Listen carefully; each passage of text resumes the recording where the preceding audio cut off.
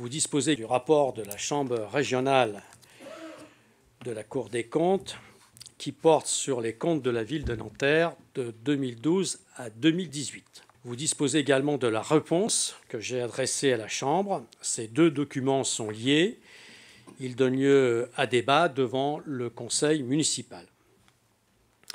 Pour ouvrir cet échange, je m'en tiendrai à quelques remarques de fond sur les principaux points abordés dans ce rapport. Comme vous le savez, les rapports de la Cour des comptes sont toujours très attendus, parfois redoutés, et alimentent régulièrement la chronique médiatique de certaines dépenses publiques extravagantes et autres révélations croustillantes. Ne cherchez pas, vous ne trouveriez rien de tel dans ce rapport.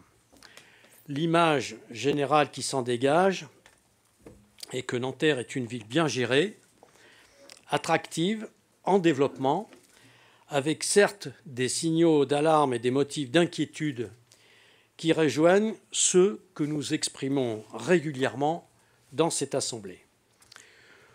Au terme d'un rapport de 70 pages qui couvre 6 années de gestion passée au crible, la Chambre régionale nous adresse 4 rappels au droit et 5 recommandations, ce qui est très peu dans ce type d'exercice.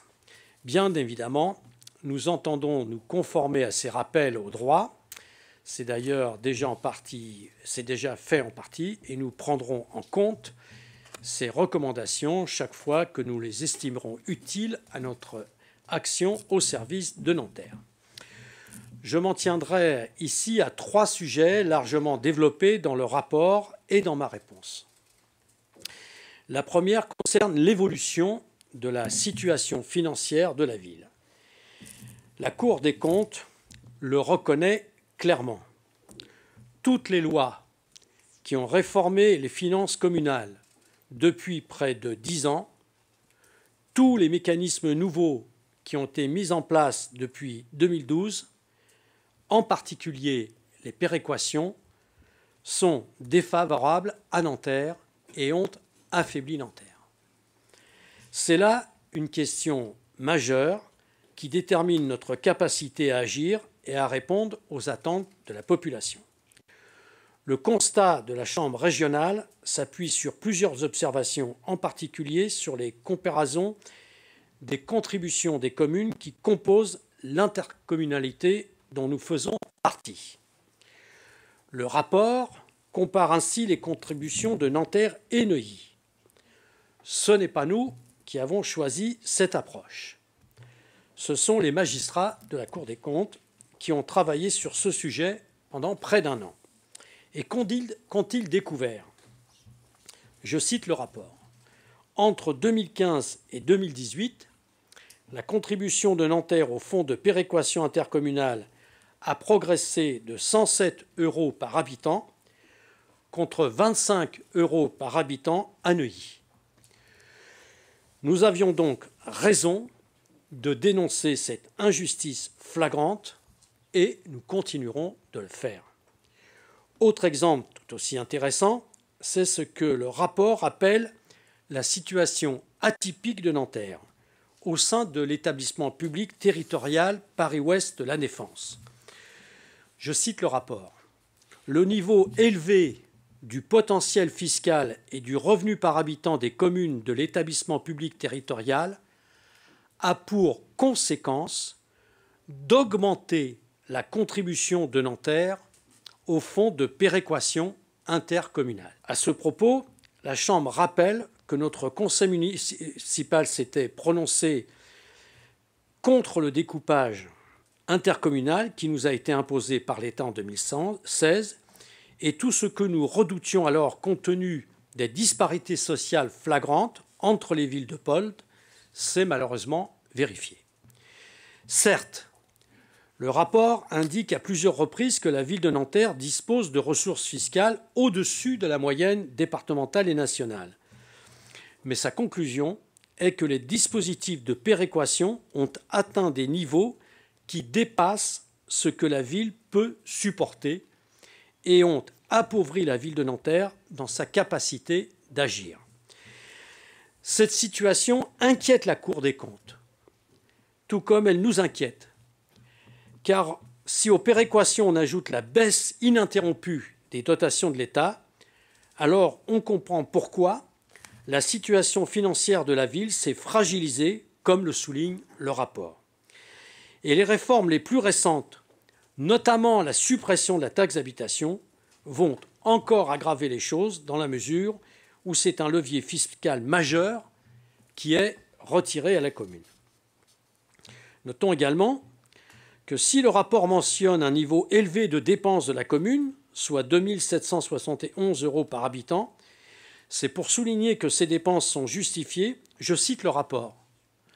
Nanterre a développé une offre de services étoffée pour apporter des réponses à une population caractérisée par sa jeunesse et par sa fragilité.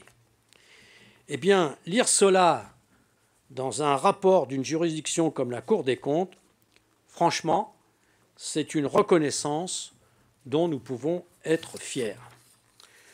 Toujours au chapitre des questions financières, vous avez certainement remarqué que le rapport souligne que la ville a nettement amélioré la qualité de ses documents budgétaires ces dernières années et que les prévisions budgétaires présentées au conseil municipal ont été respectées.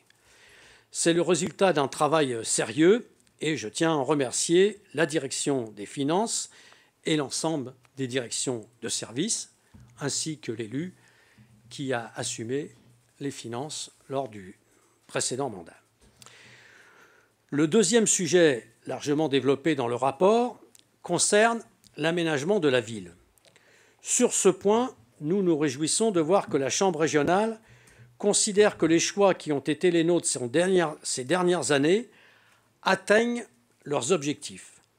La ville est jugée plus attractive, elle gagne des habitants de manière maîtrisée, elle apparaît plus jeune que la moyenne régionale, plus mixte socialement, tout en restant caractérisée par un habitat social majoritaire, ce qui permet de maintenir dans la ville la population la plus modeste. Au fond, avec ces mots et dans un langage plus technique et codé, la Cour des comptes dit à sa manière que Nanterre est une ville pour tous et pour toutes. Pour ma part, j'ajoute l'une des rares villes pour toutes et pour tous dans une métropole parisienne qui voit s'aggraver tous les phénomènes de relégation et d'exclusion sociale. Notons également que le rapport porte une appréciation positive sur la maîtrise budgétaire des opérations d'aménagement conduites par la ville via la SEMNA dans plusieurs quartiers, au Chemin de l'Île, à République et Anatole France, au Petit Nanterre, aux provinces françaises et à la Boule. Pour ce qui est des autres opérations d'aménagement, en particulier celles qui relèvent du périmètre d'opération d'intérêt national lié à la défense, le rapport constate ce que nous n'avons cessé de dénoncer depuis plusieurs années, à savoir une mise à l'écart de la commune dans la conduite de ces opérations.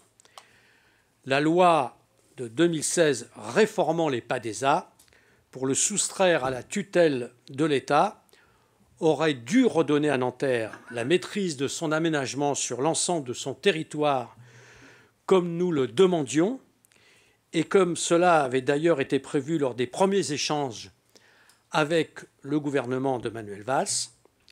Mais le non-respect de cet engagement a fait qu'en 2017, avec la création de Paris La Défense, nous sommes passés de la tutelle de l'État à celle du département des Hauts-de-Seine dans l'aménagement d'un tiers de notre territoire.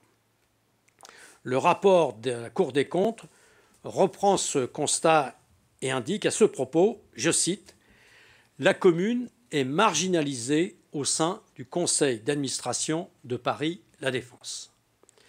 Certes, cela ne signifie pas que nous ne disposons d'aucun levier dans le contenu des opérations.